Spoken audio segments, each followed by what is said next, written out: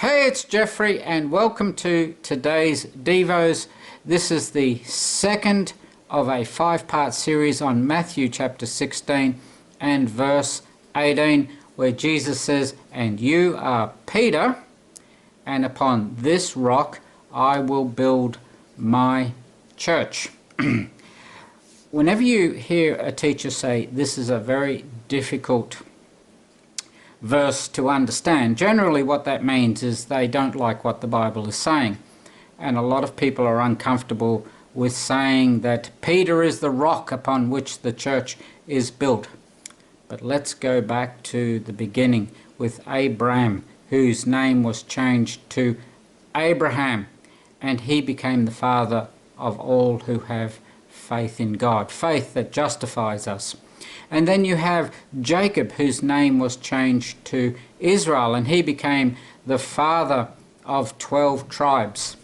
And so God does like to use people, unlikely people, sinful people, broken people, unreliable people. God likes to use people like you and I to do something great that will be a blessing to others. And the church has been a great blessing to others.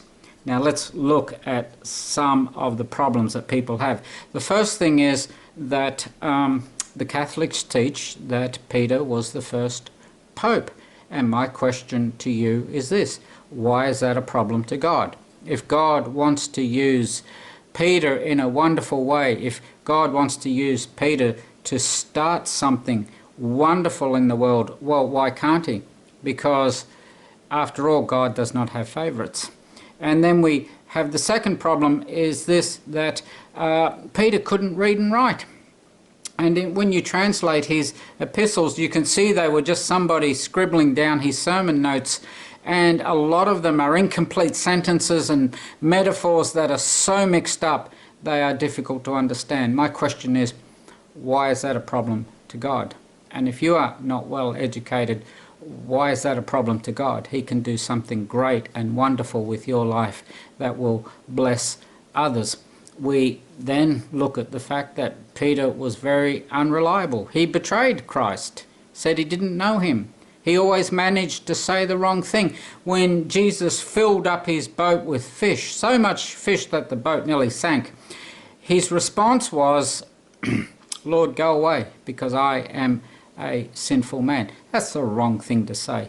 And my question is this: why is that a problem to God?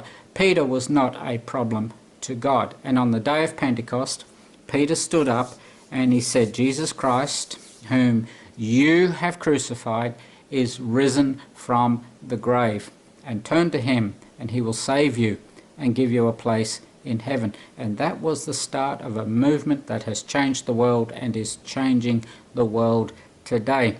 God can use Peter to build something, and God can use you to build something. God doesn't have a problem with you. God does not have a problem with you. He is at peace with you, he loves you, and he has a plan for your life. And Peter was willing to step out in faith, and he fell and landed on his face, and Jesus picked him up and dusted him off, and he kept going, and he fell over again, and Jesus picked him up, and he will do the same to you, and he will give you a powerful life, he will give you a rich life, he will give you a life that is worth living. You are Peter. Peter means rock. And upon this rock I will build my church.